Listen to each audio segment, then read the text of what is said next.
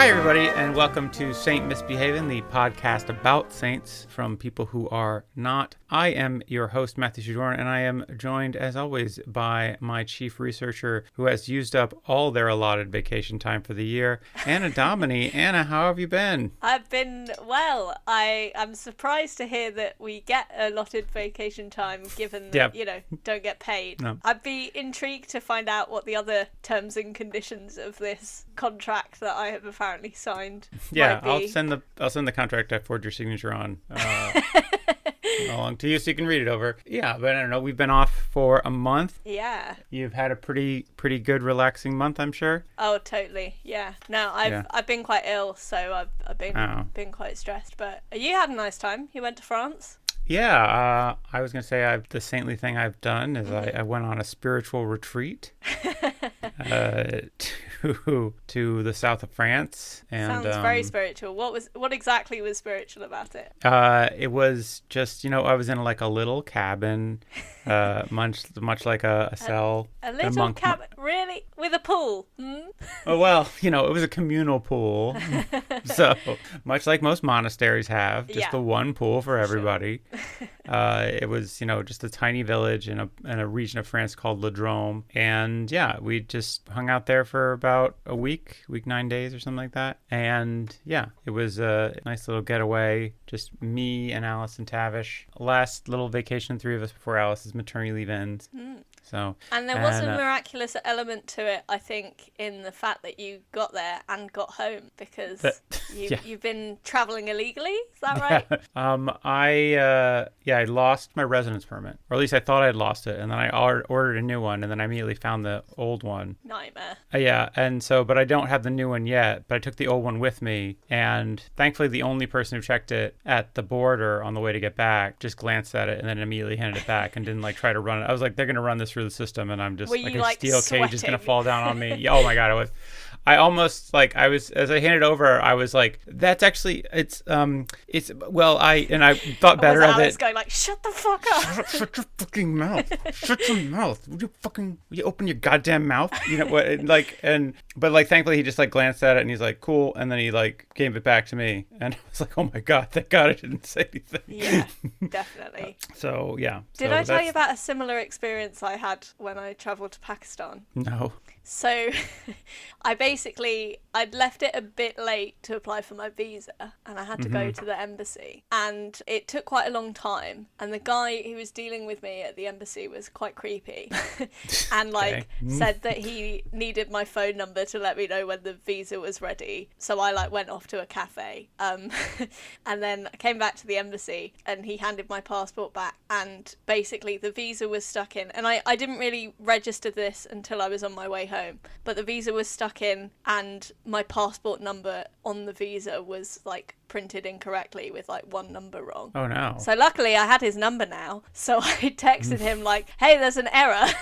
And he was like, oh, okay, you'll have to come back tomorrow. And I'd already booked a day off work to go, so I went back. And when I picked it up again, he was like, we'll sort it for you. So I was sort of hanging around in another cafe near the embassy and got it back a couple of hours later. And I looked, and the way they had corrected the error was they'd just put tip X over the passport number and corrected it by hand. And I was like, there is no way anyone's letting me into a country like this.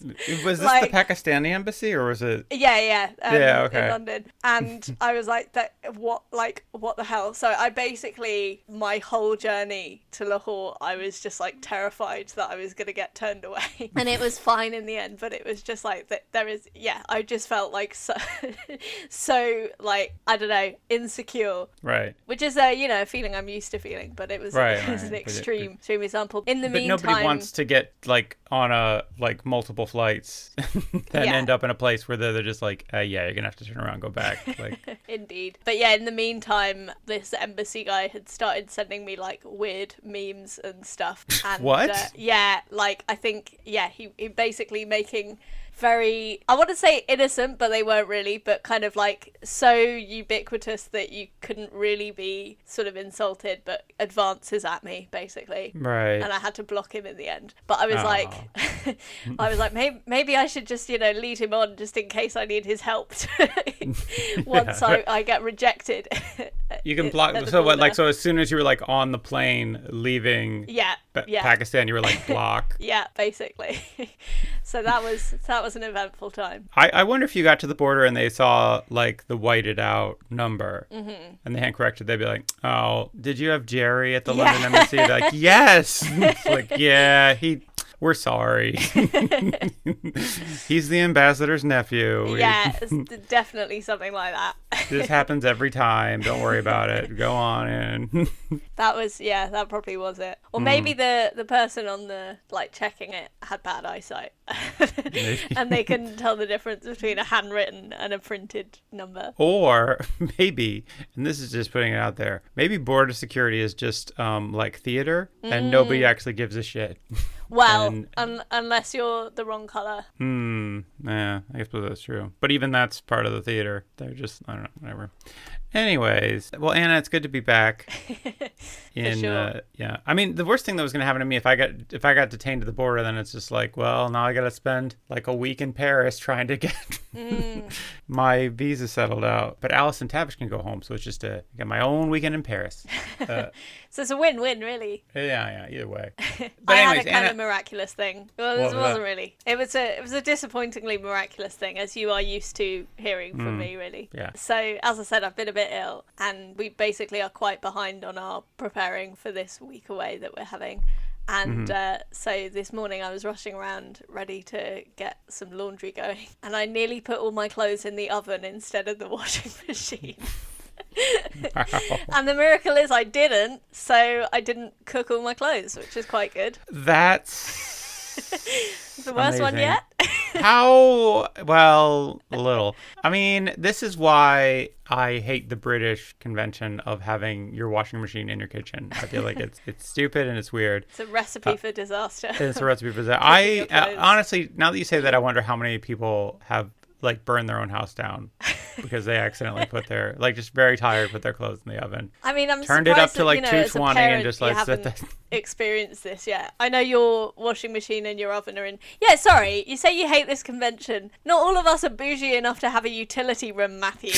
Okay. Well, you know what? Yeah, I'm sorry. My bougie house on a council estate is whatever. Anyways, they don't make them like they used to. I choose to live a certain way, and that way is not like an animal like most British people have chosen to live. What with my separate room for laundry and my double pane windows. There you go. I mean, you're alienating the rest of our audience now again. We already alienated all the religious people, and now people who don't have mansions like you are not going to listen. I'm sorry, everybody who lives in a haunted Victorian shack hovel. Or whatever. Hovel. Anyways, Anna, today is September 26, 2001. Who is today's saint? 2001? 2021. I don't know. I keep saying 2001. I don't know why. Oh my God. Are you really reliving 9/11? Is this you're just stuck there? It's been hard. Do you want to try that again? Yes. Anna, it's days today. Just tell me who it is. Anna, today is September 21st. No. Anna, today is September 21st. Nope. It's Anna, today is September 26th, 2021. You're not even trying to write it. If you were trying to write it, it'd be even worse. Why? Doing the month the wrong way. If I was writing, I could see what I'm doing. And now I'm just trying to write it with my words, which I can't see. Aren't we all? So today is the 26th of September, but we are going to jump forward in time a little bit to the 30th of September. Because that is the feast day of Gregory the Illuminator. Ooh. Yeah. Fancy. The inventor of the light bulb. Yeah. And bright ideas. Hey. So, yeah, he was around from roughly 257 to 331 was his time. It's a long time ago. It was. Yeah. And yeah, died. So he was about 73 to 74 when he died. That's pretty good. I mean, for did you say 227? 257 to 331. 227's a classic sitcom. Oh, really? Yeah, from the 90s, 80s, 90s. Starred Jack Hay. Oh, well, if he'd been born that year, maybe he could have been the patron saint of that. Anyways. Love a musical interlude. That wasn't musical. I was just like, she had a really high voice. She'd be like, Mary. That was the other lady's name. She'd always be like, Mary. Anyways. And then the crowd would go wild. They'd be like, she said it. Yeah. Anyways. I have no idea what you're talking about at this point. 227. Okay. Look it up. I don't look it up. It's not worth it. I don't, whatever. Go on. Thank you. So, you want to hear about Gregory, I'm sure. Yes. He said through very audibly gritted teeth. If we have to. All right. So, Gregory was the son of the Armenian Parthian nobles, Anak the Parthian, and a woman called Akohe, who we know nothing else about, but at least we know her name. That's that's an improvement on many. Almost. Akothe? Akohe. Oh, Akohe. Yeah, spelled Okay. Okohe. She was okay. Yeah, maybe it was Okohe, maybe. And then he was Akak, the... Anak was the dad. Anak. That's a great, like, I don't know. Seems like a good barbarian name. Was he barbarian? Parthian. Parthian. What's a Parthian mean? Parthia is a historical region located in northeastern Iran. Oh, okay. So yeah, we're in the kind of Middle East-ish. Upper Middle East. Yeah. Upper Eastern Middle East. Upper Eastern Middle East. The Middle East. The middle of the Middle East? Further than the traditional Middle East. I don't know. How far east does the Middle East go? Because I kind of think like Iran. Weren't we debating this last time? No, I've never had this debate before. Oh, okay. Maybe I was debating it with Danny. Hmm. Yeah, what counts as the Middle East versus just Asia. But, you know, geography is a construct. I suppose, yeah, borders are yada yada. Borders are stupid, yeah, that's also true. Yeah, that's our thing. It's one of our mottos. So, yeah, Anak was a prince said to be related to the Arsacid kings of Armenia. Okay. Or was from... Counterpoint. Yeah. There's a lot of these. Yeah, basically he was some kind of noble, and there is debate over the precise noble family from whence he heralded, shall we say. Okay. Anak was charged with assassinating one of the kings of the Arsacid dynasty, Korsov II. Okay. And wait, why was he assassinating this guy? I don't know. And there's like debate over, because in one account it says he was accused of doing so, and in other accounts it says he did. So there's a bit of ambiguity there. But yeah, I can't really find why he would have done that. Okay. So how did he kill this guy? Also Sniper doesn't rifle. say. Oh. Soz. Nah. But in any case, he was accused, and yeah, in one account it says he was put to death, and in the other it said he drowned whilst fleeing. Oh, okay. Of course, we do not know what happened to Akohe in this, because, you know, once she's given birth, she is irrelevant. Of course. He drowned while using her body as a floaty. Yeah, probably. She drowned too. But Gregory himself narrowly escaped execution with the help of his caretakers, Sapir and Yevtug, who took him to Caesarea in Cappadocia, which I believe is now Turkey. Okay. Is Caesarea like a pizzeria, but you can only get salads there? No, it's just... there are lots of places called Caesarea. Just means named after Caesar. Oh, that guy. I've never seen a place named Caesarea. Maybe they got rid of them all. They might have done. Caesarea Philippi in the Holy Lands. It's quite a big one. All right. There were some Bible stories happened there. Couldn't name them. Got a degree in it. No idea. But let's just assume some Bible stuff happened there. Yeah, I've been there. It's nice. Have you? Not this one. The other one. Oh. Yeah, I have not been to Turkey. But yeah, so he was living in Turkey, but he was born in Armenia, and he was being brought up as a devout Christian.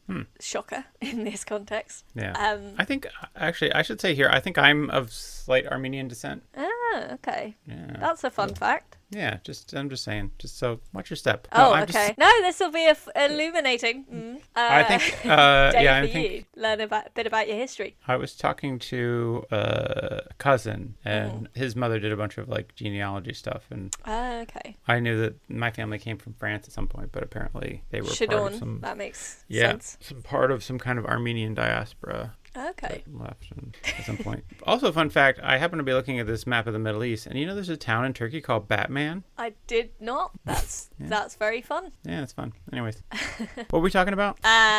Gregory and his Okay. devout childhood. Yes. He was brought up as a devout Christian. When he came of age, Gregory married a woman called Miriam, who was also a devout Christian, and the daughter of a Christian Armenian prince in Cappadocia. Oh, so is she a princess? I guess so. Oh, nice. So, you know, a bit more biography for her. That's good. Nice. So Miriam bore Gregory 2 children. Important life achievement. Right. Their sons Ratanes and Aristaces. I'm definitely saying that wrong. Okay. And through Ratanes, Gregory and Miriam would have further descendants when Gregory died, including his grandson, Gregory. Oh, it's easy to remember. So yeah, Gregory does seem like, you know, you got Ratanes and Aristaces and Gregory. Seems, Yeah. I feel like Gregory might be an anglicization. But yeah, at some point though, Miriam and Gregory separated in order that Gregory might take up the monastic life, and Miriam, according to some accounts, became a nun. So She's like, well, what am I going to do now? well, they had a third man in their relationship, and it was Jesus. Oh, they're a bit of a throuple. Yeah, I was like, what? Well, first off, I was pulling for them. I was really hoping they would make it work, but I'm sorry they split up. But yeah, I mean, I guess if it was a mutual thing, we're just like, hey, would you rather just like not be married and instead be in the church or whatever? And they're like, yeah. So I'm glad it wasn't. I'm glad it was an amicable thing. Sounds kind Well, of I hope it mutual, was. doesn't it? Yeah. It's not you. It's Jesus. It's Jesus. But maybe it wasn't amicable because Gregory left Cappadocia and went to Armenia, apparently in the hope of atoning for his father's crime I by see. evangelizing his homeland. Ah, that's okay. Yeah. That sounds like a bad trade-off. Like, I'm sorry, my dad assassinated your king. I'm here Have a to religion. bug you about Christianity. Yeah. Hey, I'm sorry sorry my dad killed your king. Have you heard about the Bible? Yeah. It's like a very extreme version of like the annoyance caused by Jehovah's Witnesses knocking at your door. Oh, I forgot to say as well, this is because I've not collated my research very well this week, but according to one account, the reason that Gregory was brought up a Christian was because Sophia had a vision. So fun motivation there. What kind of vision? Doesn't say. Oh. That's why it would have been good if I just peppered it in the right place. Right. Maybe you can do some editing magic. No, I'm probably not gonna, but Oh, okay. Just make me look like an idiot. You've got the power. That's the but thing. so she had a vision, but of just him being a Christian. Then let's just say, yeah. Maybe Jesus came to her, but maybe. yeah, couldn't find any He gets around. expansion of that. Yes. So off he goes back to Armenia, his homeland. At the time, the king was Tiridates III, who was the son of Tiridates II. Korsov II, the one who Gregory's dad apparently killed. Oh, okay. So he was like having trouble at that time because he'd been betrayed by his friend, the Roman Emperor Diocletian, who'd invaded vast amounts of the territory from Greater Armenia, which then became part of Rome. So, this is a bigger betrayal than I thought. I was like, he was betrayed because he threw a party and his friend said he was going to come and he promised and then he didn't show up at all. And this is basically the Roman imperial version of that, right? yeah. It's like he told everybody the Roman emperor was going to be there and then he didn't show up. And then Diocletian looks like a jerk. Yeah. For Is that sure. his name? Diocletian? Diocletian. Right? Diocletian. He of the persecutions. Oh, yeah. That Right? guy. That guy comes up a lot. Yeah. Throwback. Especially when we're talking about martyrs, which we're not in this case. Spoiler. But wait, so I'm guessing that he wasn't really happy to see Gregory then? Correct. So, yeah. Influenced partly by the fact that Gregory was the son of his father's enemy, he ordered for Gregory to be imprisoned for 12 or, according to some sources, 14 or 15 years in a pit. 12 or 14, but yeah, whenever I feel like it. Just, I guess the nature of torturous sentences is you don't know when they're going to end, right? Probably didn't have a calendar in there. As a prisoner, that's got to be really rough to be like 12-ish years. Yeah. Like, wait, what? No, I'd really like a definite end date on this. It's going to be very hard to get through otherwise. Exactly. You know, they say that you only spend 2 days in prison, the first day and the last day. Yeah. so yeah, you know he was given, I think he was given the chance to take part in the sacrifice to the national gods, who like the Armenian pagan gods.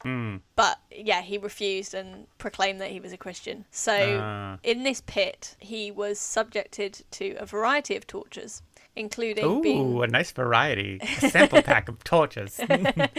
They scourged him. This one's creative. Put his head... Wait, to scourge is when you, like, scrape him with stuff, right? Yeah, I think so. Let's get graphic, Well, how about this? They put his head in a bag of ashes. Which, that would be very unpleasant, but it just sounds very pathetic. like kind of high school bullying. Yeah, it's like, so they were like ripping his flesh, and then the next day they were like, bag of ashes?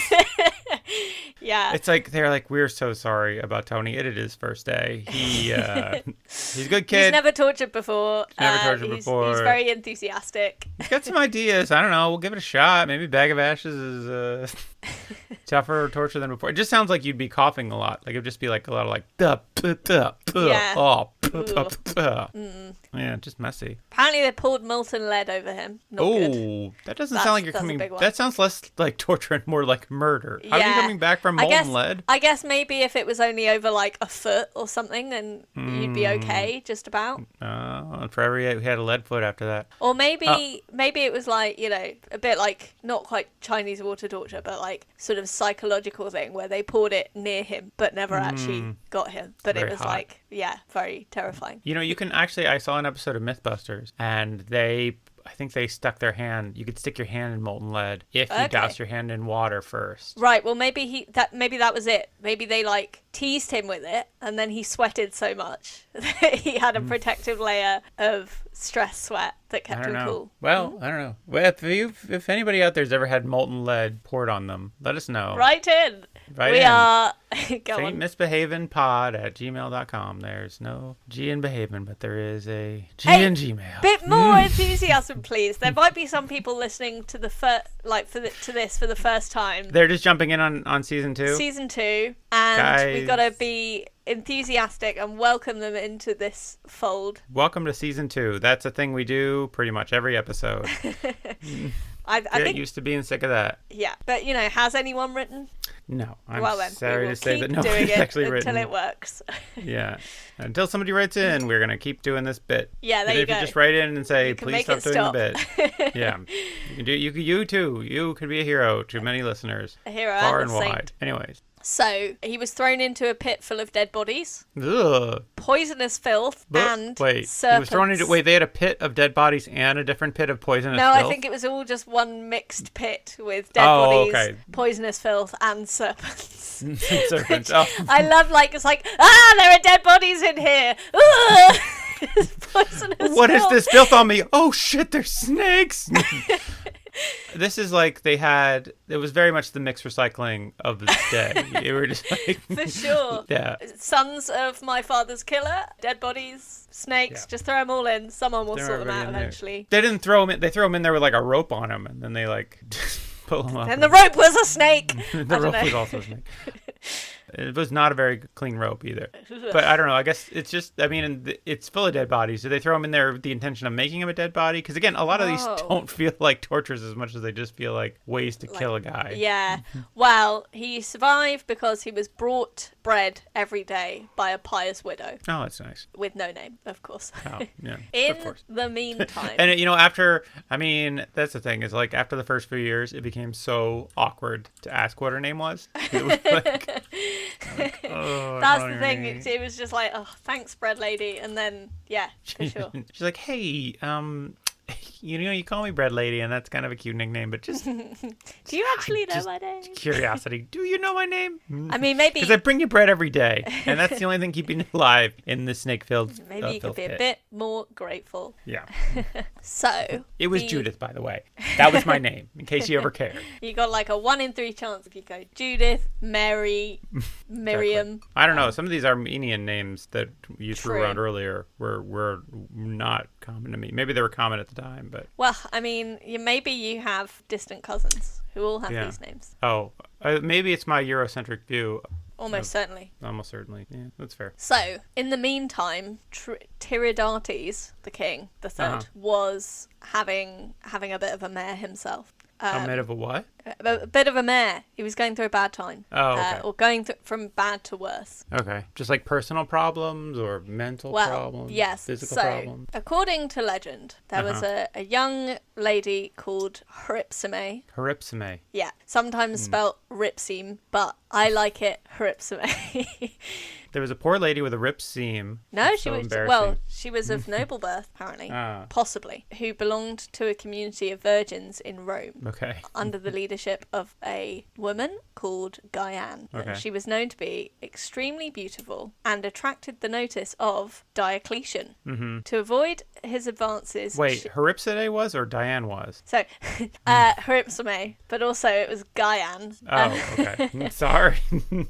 So Haripsime is very beautiful, right? Okay, sorry. Yeah, and she attracted the notice of this Emperor Diocletian, who we know to be treacherous, right? Right. To avoid his advances, she, along with her community, fled the city, going first to Alexandria, then to Thagarshapat.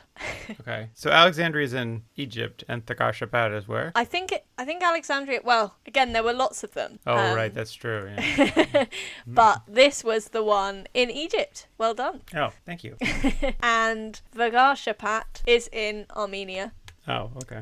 See how she comes into the story now. Why would she escape to the country that she's trying to elude the king of? No, so Diocletian was the emperor of Rome. Oh, Diocletian was the emperor of Rome. Yeah. Yeah. and I'm sorry. Tiridates was his friend, right? Who was the king. Yeah, I see it now. But it's interesting that you ask, because when she arrived in Armenia, she was again noticed for her beauty, this time by King Tiridates. Wow, this lady. I mean, Yeah, so she was also a saint, but there wasn't too much of her biography, so I thought I would just weave it into this one. So Tiridates proceeded to pursue her, which probably didn't help his issues with Diocletian, right? right. And eventually she was brought before him, but refused his advances, saying, of course, that she was in a relationship with a Canadian boyfriend. You wouldn't know him. He lives up in Canada, and he goes to a different school. And Jesus. Yeah. And she was punished by being roasted alive. Yee. Yeah. Not a proportional response. No. Hey, here's this a is tip. again a part of our series of how not to respond to this rejection. This is another Matthew's side corner for the gentleman out there. If a lady refuses your advances, don't roast her alive. Thanks. Good PSA there. Very good. Just let it go. Move on. Find someone else. Find Improve someone else. yourself, and maybe you'll be more desirable. Maybe think about what you did that maybe would make them not want to be with you. Maybe it was like threatening to roast them alive or something like that. Yeah. And maybe think about maybe they've got their own things going on and find people who are interested in you. But, thanks. Excellent. So another version of the story indicates that upon discovering where Hripsime had ended up, Diocletian sent a letter to Tiridates insisting that he either send her back or take her for himself, which is a very, classic tale as old as time. Two men fight, two friends falling out over a woman. Yeah. Right? Wait, isn't he like, so he's like, send her back to me. Yeah. Or you take her. Yeah. I don't care. Either way, the matter is dealt with as far as I'm concerned. She is too pretty to be free. That's, I think. Yeah, that's the thing. It's like, thinking. Look, if I can't have her, then you can. Yeah. But then nobody else but can. no one else, yeah. So weird. Okay, but such an odd... Anyways. A weird friendship, these two kings. Look, some king should have her. Like, if you know another king that might like her, then maybe you could pass her on to them. But... So the king's servants found her among her companions, described as nuns, and urged that she followed his wishes. And again, she responded that she couldn't marry as she was betrothed to Jesus, as were all the others. So Jesus, the bigamist, polygamist. Yeah. And in response to this, a voice from heaven was heard saying, "Be brave and fear not, for I am with you." Upon this, Tiridates... Was that Jesus? Yeah. I think, okay, good. or her Canadian boyfriend. We can assume. One of the other. Upon this, Tiridates ordered that Hypsime be tortured. Her tongue was cut out, her stomach cut open, and she was blinded before being killed. Yikes. So yeah, in either account, not a good dude. So Hypsime met a bad end at the hands of this king. Yeah. I can't think of which is worse, being burned alive or the whole other torture thing. Yeah, I don't know. I don't know how quickly you would die from being roasted, whereas torture is famously longer. That's true. Yeah, I don't know. And once she was dead, her body was cut into pieces as well. Oh, why? I don't... Sorry, I don't know why I needed to include that. By the way, the indignity she had to suffer continued long after her death. Yeah. Don't worry about it. I wonder if she ended up in the pit with Gregory. It doesn't say. Yeah, wait, why'd you bring her up in the first place? We're getting there. Give patience. Okay. All right, sorry. I'm weaving a tale, Matthew. Oh, sorry. I didn't mean to step on your art. Thank you. Inspired by her example, Guyane and the other nuns gave themselves over to similar treatment before being beheaded. So voluntarily being tortured. It's like, wait, that's the way to go. They're just watching her get her tongue cut out. They're like, wow, that's how we got to do it. But that's just really awkward because apart from Guyane, none of the other nuns have any record of their names. So, their martyrdom wasn't recognised. I imagine before they were all got beheaded, Guyane was like, your names will be remembered forever. Ladies, let's go out there and... Sign up. Yeah. Yeah. I don't know. I imagine if you're like I don't know. I imagine if you're a woman in the 3rd century, you're just like, you know what? Yeah. This is as exciting as it's gonna get. Yeah, like I was hoping if I just stay in this like virgin community, I'll be able to avoid the horrors of the patriarchy. But you know what? Apparently I can't. So why don't you just cut my fucking head off now and we'll just be done with it. Yeah. So the rest of the community, I think other nuns, were put to the sword, their bodies thrown to the beast to be eaten. Again, I imagine this is in the pit, but we don't have confirmation of that. Hey, you know what? Bad day for the nuns. Great day for the beasts. They're having a great day. And great day for Gregory if it means that the beasts don't eat him, right? Yeah, in this pit. So when I say that Tiridates was having a bad time, clearly he didn't enjoy this, or he repented, because it says that he and his soldiers were punished by God for their actions. The soldiers were beset by devils and began to act like wild animals, running through the forest, gnawing at themselves and tearing their clothes. Okay. And then Tiridates was turned into a wild boar as his punishment. Well, I think anybody who'd been at a party with Tiridates already knew he was quite the boar already. Very good, very good. So he was turned into a wild boar. There's not enough of this in the Bible. People being turned into animals. I mean, this feels like a very mythological. There you go. Kind of. Like that's something that Zeus would do to somebody. Which, if you like myths, you might enjoy our Patreon, where we do another podcast, but it's worse than this one. How is it worse? Because I present it, and I'm apparently not very good at presenting. And Matthew but I do the research, and I'm pretty good at research. Which he does not enjoy.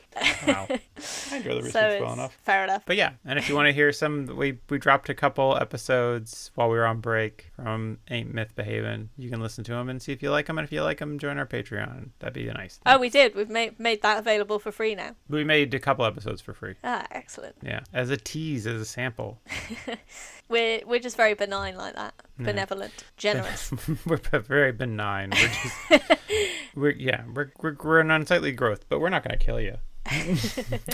Anyways. Yeah, he was turned into a boar and possessed by a devil. So wow, bad day all around. Yeah. Feels like he just do one. So then he died, or what? Nope. Oh. So a vision revealed to his sisters that nothing would be able to save him but the prayers of Gregory. At first, no one believes this because they all think that Gregory has died long ago. But eventually they go to the pit and find him. You mean the guy who's down in that pit? Yeah. So the guy's been in the pit so long that he's like married a snake. He's gone quite insane. I don't think that we should really be getting... I like that the snake was the first option that came to mind, not the bread lady. But I guess if you didn't know her name, then may as well that would have been a awkward. snake. But he knows all the snakes' names. He gave the snakes all names. Where were we? Gregory had married a snake. Oh, they had to go get Gregory out of the pit. Yeah, Gregory had married a snake. I'm not sure that officially happened, but let's keep it in there anyway. Okay. So yeah, eventually they go to the pit and find him there, and they get him out. He exorcises the evil spirit. I was gonna say he exercises because he has been really cramped up in the pit. I don't know. I think need to stretch his running away legs. from the snakes would keep you fit in there. Nah, eventually you make friends with the snakes. You realize they're more afraid of you than you are of them, right? I don't think that's true, but no, you'll hear about what he's been up to in a sec. Okay. But he comes out, exorcises the evil spirit, and restores the king, and then begins preaching. And in his biography says a long discourse is put into his mouth, so long that it takes up more than half his biography. Which What? I feel like, that is, he should be the patron saint of like stand-up comedians or writers or something, because you go into like isolation for a very long time and then just have a lot to say. So yeah, he starts off with an account of Bible history, goes on to dogmatic theology, refutes a load of heresies, basically just chews the ear off of Tiridates for probably days. Yeah. So wait. So he's like, okay, you better now. Great, because I got some thoughts. I guess I've been thinking about a lot of things in the pit, and you got to hear them all right now. Basically. It's like, pace yourself, man. You just got out of the pit. You got their whole life ahead of you. Maybe he's like, I don't know if they're going to throw me back in the pit or what, so I'm just going to get this all out right now. Got some things on my chest. It was probably really dull as well, because he would have had to memorize all of it rather than like, writing it down, structuring it in an interesting way. He's probably just really off the cuff. He's just like, it's real stream of consciousness. He's jumping around a different thing. For sure. So after this, Tiridates was converted. Oh, yay. So clearly it worked. This mad rant was persuasive. It's like, look, if I convert, will you shut the fuck up? It's a bit like us asking people to write in. It's the same kind of mechanism. Basically, a bit of blackmail. Yeah. So, Tiridates, along with members of the royal court and the upper class, were baptized by Gregory as Christians. Cool. Gregory also, at some point, I don't know if it was before or after the baptism, Gregory went on a fast of 70 days, which is an odd thing to do if you've been living on bread for 15 years. Yeah. I mean, that's the thing is, like, I feel like you've been fasting the whole time you were in jail. So all you've been eating is bread and presumably some snakes. And oh, that's a good point. Maybe that you can, like, roll the snakes up in the bread like a hot dog. Yeah. It's like, when he got out of the pit, he's like, hey, can I get some snake bread? And they're like, that's not a thing. And like, he's like, well, I refuse to eat anything then. Yeah, I gotta, maybe I shouldn't eat for a while and kind of reset my appetite. Yeah. I think that's exactly what happened. Yeah. So basically, Tiridates was so taken by Christianity that he issued a decree which granted Gregory full rights to begin carrying out the conversion of the entire nation to the Christian faith. Oh. And because the voluntary conversion of the rest of the nation, or hey, what? We don't need free will. Yeah. Well, decide for yourself. So apparently he baptized 4 million people in 7 days. So wow. I don't think it was super voluntary. That sounds like a lot of water. He just, you know what he did? He blew up a dam and flooded all of Armenia. It was really efficient baptism. Yeah, I mean, he baptized 3 million. I mean, 1 million died in the process, but... You can't make a few Christians without breaking some eggs. Yeah. They died in the process, but it was just enough to count that they got to heaven. So yeah, they still got to go to heaven. So. It was okay. What do you want out of a baptism except for that, right? So yeah, basically Armenia, because it was quite early on, and Rome was still, Rome. Roaming around, you know what they. All roads were leading there. Yeah, so Armenia became the first Christian country. Which is a fun fact, I thought. Fun fact. What a fun fact. We gotta have them occasionally, otherwise. Yeah, good for them. For the first Christian theocracy. Sure, that didn't go sideways at all. No, well, I mean, it's still a Christian country apparently. So good for them. there you go. Very, very long and illustrious history starts. Not here. industrious, not so much. More of a agrarian society. Oh, I don't know anything about Armenia. I'm sure it's nice. Well, yeah, we should add it to the tour, right? Mm. So mass baptisms followed, and Gregory was put in charge of a church as the Catholicos, which I think the Catholicos. Yeah. What? Catholicos, which was... That's what I just said. Catholicos. What are you saying? No, it's like the Greek version of the word. So it's Catholicos, which is like a head of the Armenian church, basically. So it was, I think, so like a bishop, or like maybe one step above a bishop. Is the Armenian Pope? Yeah, basically. So he became the ruler of a church of 400 bishops and priests too numerous to count. I feel like this is the saint version of like bragging about your penis. Like, just like, I have converted 4 million people in just 7 days. Yeah. I mean, well, also like, this is a real like rags to riches story for Gregory, who went from living in a pit. He was the son of a prince. I suppose so. And then an exile, but then yes, lived in a pit and is now a super bishop. Yeah, I mean he was in a pit last week, and now he's the head of a whole new church. It's a whirlwind adventure, really. Yeah. So do we know what faith the Armenians practiced before? It was like an Armenian paganism, apparently. Oh, okay. But the sort of the Christianity was adopted with such fervor, in quote marks, that we don't have very much evidence of what the actual previous worship would have consisted of. Oh, okay. So they were just like, as soon as they got Christianity, it's like, man, we can finally get rid of those old gods. Those guys sucked. Yeah. People were loving it. They were lining up in their millions to be baptized. Indeed. So yeah, in 302, so that was the year after he baptized Tiridates, he received consecration as the Patriarch of Armenia from Leontius of Caesarea. So I think he went back to his sort of previous hometown to get that. That must have been a real fucking surprise. I'm back, bitches. Yeah, I mean, like, he's like, you left for Armenia 15 years ago, and we sold your stuff. Yeah, sorry. We man. didn't. Yeah, we did that for about 6 months. We thought you're not coming back. We heard they sent you put in a septic tank full of rats. No, it was a filth pit full of snakes. Get it right. Yeah, God. So yeah, apparently this Leontius guy was a childhood friend. So it's a nice homecoming. Did he get to see his family? Well, 16 years later, he appointed his son Aristaces as his successor. And yeah, because he wanted to see the continuing line of Christianity in Armenia. So he was planning ahead, So he looked all around Armenia, and he was like, the most qualified person is my son who lives in a different country.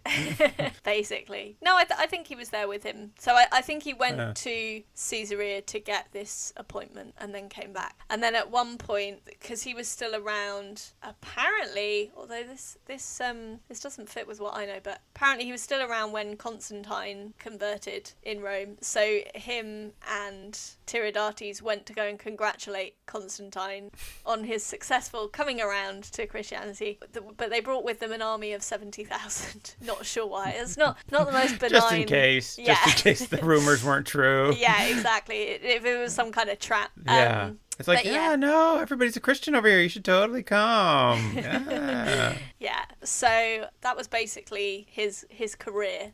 He kind of retired to a small sanctuary, Jesus Christ, a small sanctuary near Mount Seba, which is in Armenia, with a small convent of monks. So he went from, hundreds of bishops and priests beyond number to just a small club. Just priests falling out the window. So many priests. They're just like, can't even count them. It's nuts. I'm telling you, you can't see them. They're all inside, but they're in there. It's crazy. So yeah, he had after an eventful start of his life, he had quite a quiet retirement and peaceful death, as far as we know. Right.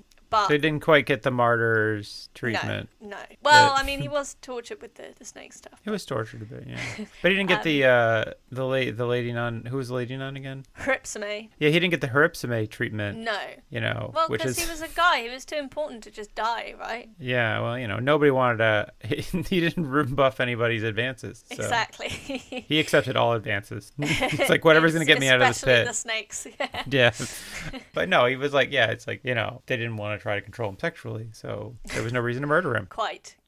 Oh my god. Tale as old as time. Indeed. So yeah, but he didn't get off like scot-free from further trauma because he had put his grandson Gregory in charge of the holy missions to the peoples and tribes of Caucasian Albania. Okay. And sadly, Gregory the Younger was martyred by a mob while he was preaching. So he outlived his grandson. The people of Albania were not as into it as the people of Armenia. No, they did not have such enthusiasm. Oh, well. So the mother church, which I think he established in Echmiadzin, became and remains the spiritual cultural center of Armenian Christianity. Oh, that's nice. So yeah, it's good for tourism, huh? Definitely. Well, we're gonna go there, so yeah. There you go. Oh, I almost got you. I was gonna say I was at a French rummage sale, like a junk sale, nice. While we were on vacation, and I almost got you a little, like, somebody had a souvenir from Lourdes. Oh. And it had a little like, how levels have that little bubble of water. Yeah. That it had one of those on there with like actual Lourdes water in it. Oh wow. Then, that would have been nice. You should have bought it anyway, and then we could have like done some kind of lottery where a random Patreon subscriber could win it. Yeah, I'll go to Lourdes one of these days. It's on my bucket list. We should find the saint with the best story connected and do a special on that from Maybe. There. That would be fun. Yeah. And if you're going to pay for it because I'm employed for free, it's my I'm perk not going to pay that for I get. No. Yeah. Travel, use it at your own expenses. So what am I getting out of this? I do all the recording and editing for free. That's true. That just gives you the power to make me look silly, though. No, I make you sound great.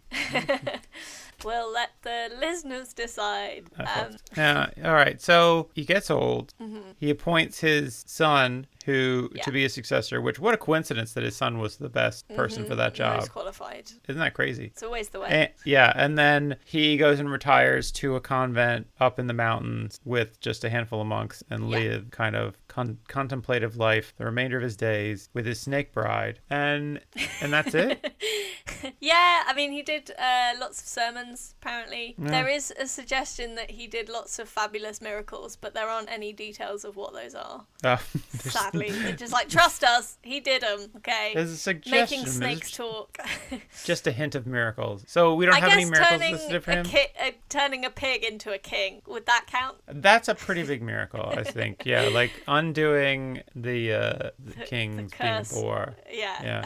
But some would say that all kings are pigs. So. Yes, that's true, and boars. So we need this guy to work his magic on all of them. No, wait, but he would in reverse, because it's like you want... Anyways, doesn't matter. Oh, that's true, yeah. But I guess by all accounts he became a nicer guy because he didn't slaughter a whole convent again of virgins. Not that we know of anyway. Yeah, I mean, maybe in his spare time. So yeah, that was a pretty big miracle. No, that's pretty good, I guess. A bit more magic than miracle.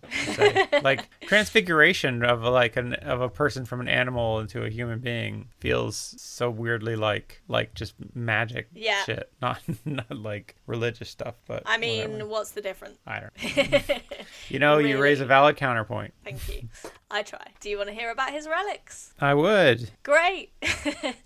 So after his death, his corpse was removed to a nearby village of Thodenham. Thodenham? Yeah. They were, Thodenham. but then they were scattered near and far in the region of the during the reign of the Eastern Roman Emperor Zeno. Then in the 8th century, there were decrees of iconoclasticism, which is destroying icons. Oh. So a number of religious orders, including the Armenian one, I guess, or his one that he founded, fled the Byzantine Empire seeking refuge elsewhere. And it's said that the church of San Gregorio Armeno in Naples was built over the remains of a Roman temple.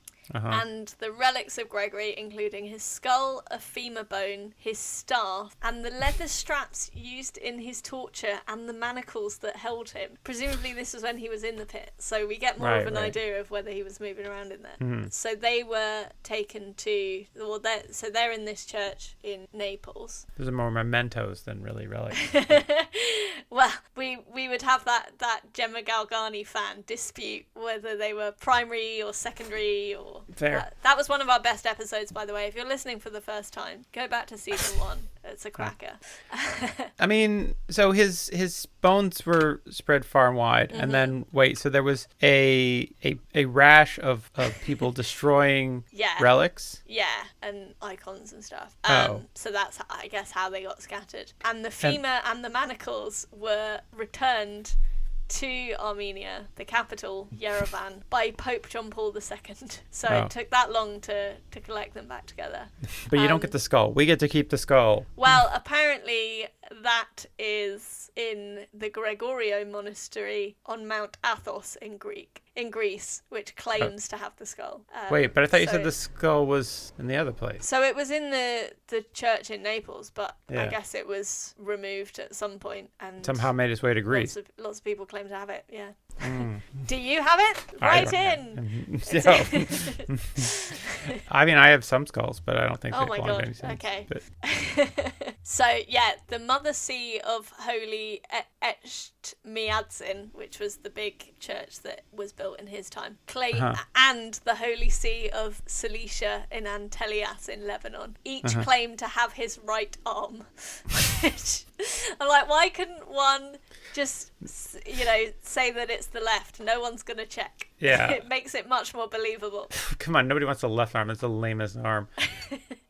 Or maybe it's like, talk about miraculous. He was born with 2 right arms. It's crazy.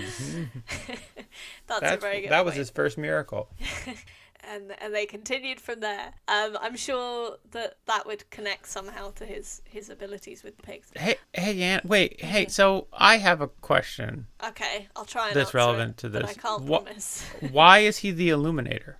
Because it's like he brought knowledge of Jesus to Armenia. The light of the Lord. Yeah, exactly. To Armenia. Oh, okay. So that's in that sense he illuminated. Okay. Well, yeah. I thought that'd be like a cool miracle or something. That would have been good. Maybe if the pit had been all dark and then he lit it up and seen all the snakes. He was there, and there was like the king was having one of his famous dinner parties, and there was a power outage, and he brought a bunch of candles or something. And that's how everyone saw that Diocletian hadn't turned up. On the 20th of February 1743, Nardo in Italy was hit by a devastating earthquake that destroyed almost the entire city. Oh my God. The only structures... Everybody there is dead now. Well, I mean, it was a few hundred years ago, so presumably they've rebuilt. But the only structure to survive intact after the quake was the city's statue of Saint Gregory. Coincidence? Well, yes. According to the city's registers, only about 350 of the city's 10,000 inhabitants died in the earthquake, leading inhabitants to believe that St. Gregory had saved the city. And every year they mark the anniversary of the earthquake by holding 3 days of celebration in his honour. Oh, well, that sounds fun. But presumably dressing up as snakes and bread. Yeah, and dead bodies. That'd be quite a fun feast day, really. Yeah, that sounds great. Like a proto-Halloween. Yeah, it's like a 3-day Halloween there. I mean, St. Gregory, so all the buildings were destroyed. Yeah. except for this one statue. Yeah. And 350 it must have people made out. died, but they were like, "Hey, great work." Yeah. Saved all but 350. That's pretty decent. But No? wouldn't Are you not impressed? I mean, so the logic follows that God created an earthquake, and then Gregory swooped in Well, I and guess was like, now God, you'd say that God created the Earth that has tectonic plates. "Well, I mean, okay, but I mean, I feel like A planet filled with peril. yeah, I mean, oh my gosh, they should call this Peril Planet." But no, I mean, it's just like, so God caused an earthquake. So God's like, it would be great today, an earthquake. And so an earthquake happens. Yeah. But then in the middle of this, Gregory is like, maybe not such a bad earthquake, God, and I'll just come in and I'll fix some things. Yeah. So at some point, it's like, why are we? Because so then if Gregory saved everybody else and his own statue, which feels a little egotistical, then does God get the blame for the 350 dead and all the buildings destroyed? Like, at which point do you see how the two thoughts... Wait, are you saying... Oh my God. Are you saying that, yes. that theology makes no sense? Is that what you're saying? Are you saying that miracles also make no sense? I'm just saying that Saint Gregory, like, if nobody had been killed, maybe. Or like... You've got quite a high threshold for being impressed, I don't know. then. Or if there was just no earthquake. Does he get any credit for the days there weren't earthquakes? Probably. Like, by the way, I mean, it would be more impressive if it was like there was an earthquake and so they put up a statue of Saint Gregory, no more earthquake. Yeah, that would have been much better. Maybe God just really didn't like any of the other architecture. And did you hear about 350 people were collateral damage? Did I hear about? Did you hear about this? Like, they found this city in the Middle East. I forget where it was or what it was, but it like had been instantly they were like, it had been destroyed in some kind of cataclysm thousands of years ago, and they were like, they couldn't figure out why, because it's like they'd had these 30-foot walls and everything was incinerated and things were turned into glass, and they're like, what the fuck happened here? And they finally figured out that, like, or they've confirmed or whatever, that a meteorite hit it. Wow. Like, it got hit by an asteroid. What are the chances? I know. Which I'm just like, I guess in all of human history it had to happen at least once. Because there's like the famous, there's an asteroid that hit in Siberia in like the beginning of the 20th century, which like nobody knew about because fucking nobody was there. Yeah. So, but then when they came across it, they were like, there was just like this huge patch of Siberia where all the trees were leveled. Right. But like, you're just like, oh, it's surprising that like more, that doesn't like, I don't know. I don't know. Anyway. I guess the thing is that, like the Earth is actually it's like a lot more empty than we think, but like, we're inhabiting all the habitable bits. Yeah. But so they're more likely to fall in the sea or vast like expanses of desert. This was such a catastrophic event that it's thought to have been like the story handed down over time has thought to have been the impetus for Sodom and Gomorrah. Oh, wow. Okay. So, anyways. Good extra fun knowledge. Yeah, probably cut that out. Oh, no, it was interesting. Keep it in. Back yourself. Save that for the Sodom and Gomorrah episode. I don't know if there were any saints in there. That's the problem there. Well, I'm like, as an ain't myth behaving. That'd be an ain't myth behaving. Yeah. That's an Old Testament story. Yeah, which we do group under myths and legends. Yeah. But so although the 30th of September is his official feast day, in the Armenian church, the discovery of the relics is an important feast celebrated on the fourth Sunday after Pentecost. I'm not sure which relics I was gonna say are discovered, but they have two other feast days for him, including including the feast of his entry into the pit. Jeez. And his like, hey guys, we can forget that one. I don't need a cake every year. You cut it open and there's a load of, what was it, poisonous slime. Poisonous filth, sorry.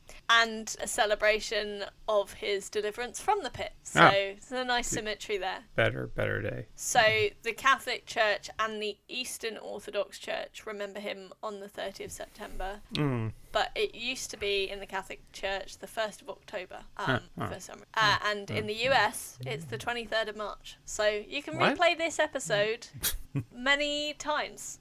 Yeah. it'll be just as relevant and entertaining then throughout the year. At the end of March, we'll just repost this with a different date in the description. Hopefully Edit nobody it notices. slightly.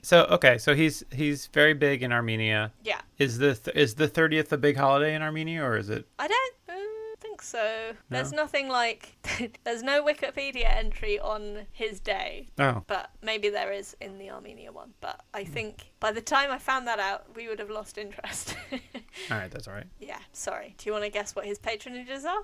That's you. Oh my god. Yes, What? that's what you have to do. That's what you do. Okay. Well, I did it. There you go. Do it again. Okay, sorry. Do it. Okay, I'm sorry. fine. So that was his relics. Do you want to guess what his patronages are? Yes, Well, you don't sound very enthusiastic. I do.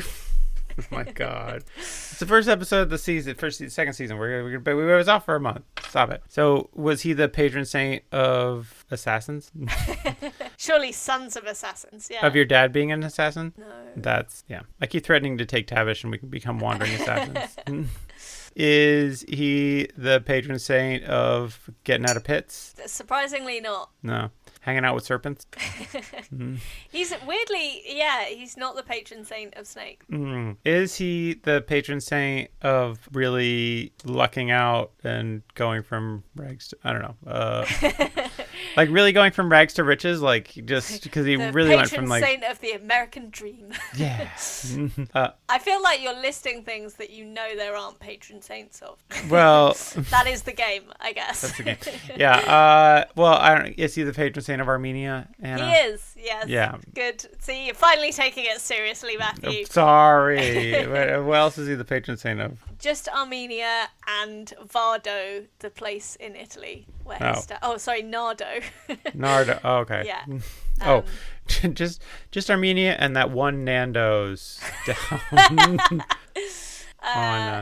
the one where you can get peri snake. Yeah. What's the one in Oxford that's like supposed to be like the most disgusting Nando's? Really? There's one. Is it the one in Cowley or the they one? got on Cowley? That's right. Okay. It was. Somebody said it was like it was like the worst in terms of health rating for any Nando's, which I don't know. I just with a chain, I don't understand how it can go that badly. You know, there's there aren't as many kind of processed. I don't know. But it's just you get franchises, right? Some people are just so. not as on top of stuff. True. But well, there you go. Yeah. If you don't want us to repeat this story about your terrible hygiene rating, Cowley Nando's, why don't you sponsor us?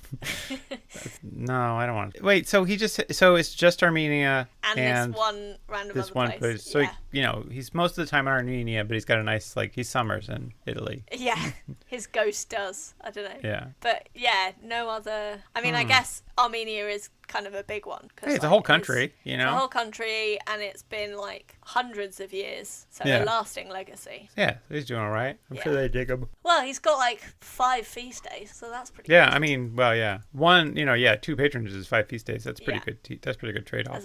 As a score, I'd take that. Because, I mean, it's sometimes you get these saints, they got way too many feasts, or they got way too many patronages, and you're they're just going to be spread thin. And you're what are you going to, what are you even, you can't spend all your time going, but he's just I'm in Armenia dealing with this stuff. Is the town, this Nanda, what is it? What's the town in Italy? Nardo. Is Nardo a very big town in Italy? It's a town rather than a city. Yeah, let's see. Do we have any info? Oh, it's on the south coast. That's nice. Must be quite It says, nice according to Wikipedia, it has 31,000 people in it, so not very big. Not huge. Not tiny. Not huge. You could probably live there without getting too bored. It's in a nice area. It's got an aquarium. Added to the tour itinerary and a nature reserve. Yeah, I've been to this. I've been to this part of Italy, but the other coast. Okay, on the kind of toe of the boot rather than the heel. No. I've been on the boot. This is the heel, the boot heel. Yeah, that's what we're looking at now. We're looking at the heel. I've been on the heel, but on the other coast of the heel. Oh, I see. Okay. Yeah. So this is not on the north coast of the heel, not the south coast. I've been in Brindisi and some other places. Ooh, aren't you well travelled? Shut up. Whatever. I'm just old. and I've been around. You've lived some life. I've been around. So yeah, that seems like a nice place to be. I mean, it seems like, if you're gonna, you're in Armenia, you want to get away, you can go to Nardo. It it's probably a nice little town. Oh, look, they've got reasonable priced hotel rooms. Probably no snakes. No snakes. What more could you want? Yeah. When in Italy, guys, visit Nardo. Yeah, I think it'd be a good destination for him. Yeah, nice Mediterranean getaway. There you go. So that was Gregory the Illuminator. Neat. Well, thank you for illuminating this story, Gregory. Anna, do you think that you would ever see the need to have Gregory the Illuminator intercede for you? I think, he is someone who made the best of a bad situation. He was in that pit for a very long time, and then he came out and achieved some stuff, Right. Got lots of followers, 2 patronages, 5 feast days. He did, when life gives you poisonous filth and snakes. Make poisonous filth aid? Yeah, exactly. Make a pig into a king, as the famous saying goes. When life gives you a pig, make it into a king. I think that's right? When life gives you a pig, make it into a tastier sandwich than the snake hot dogs. No. But that's just me. I'm just kind of hungry now. Pigs are friends, not food. Oh. Yeah, I think if I was stuck in a pit, he'd be helpful. Helpful to know. I think that if my dad ever assassinated somebody, I might. He would. Well, know first what off, to I think do. I'd probably avoid that place where he assassinated somebody. Just, not to rub it in or whatever. Yeah. Wait, not go and convert them to your religion? Yeah, not then show up and be like, hey, I know you don't like my dad, but how about new religion? Yeah. How about I don't my think... dad in the sky? Yeah, I've got a new father. Yeah, I think that if I needed to kind of smooth things over with some people because of something my dad did in a murdery kind of way. Yeah. Then yeah. Is your dad of a murderous disposition? No, he's a pretty nice guy. I think most people meet him and are like, oh, he's very friendly, very congenial guy. So a lot of people are like, you're his son? Because they're like, you're not friendly. And he is very friendly. So maybe he was too friendly and that's what turned you off being friendly. Yeah. Just overexposure to people's it's my form of rebellion is I'm not being friendly. Do you want me to say, what do you mean? You're a lovely guy. No, I don't want you to fucking... You're the worst. Yeah. I think I would ask Gregory to intercede for me if I had a power cut. Ah, that's very helpful. Yeah. Because it'd be helpful to have like a glowing guy around all the time. Yeah. Well, except for at the movies. Boy, that'd be the worst. I would intercede at that point to ask for him to fuck off. Be like, hey, we're trying to watch something here. All right. Well, Anna, thank you so much for telling us this amazing tale. Pretty wild tale. It's pretty wild. Yeah, it had some twists and turns and nice to go to. I was saying like it was nice to get away from Italian saints because I feel like we've done a ton of Italian saints. Yes. But we still brought it back to Italy. Yeah, I was gonna say like. Sorry. You can't get away from it. But yeah, it was good to hear about a fine Armenian gentleman, Gregory the Illuminator. But yeah, thanks again, heritage. Anna. Well, thanks for having me as ever, and have a blessed day. You too. Bye. Say goodbye. Okay. I said have a blessed day. That's a good goodbye. I thought you were going to say bye and then stop. I feel like just if we end on have a blessed day, it works.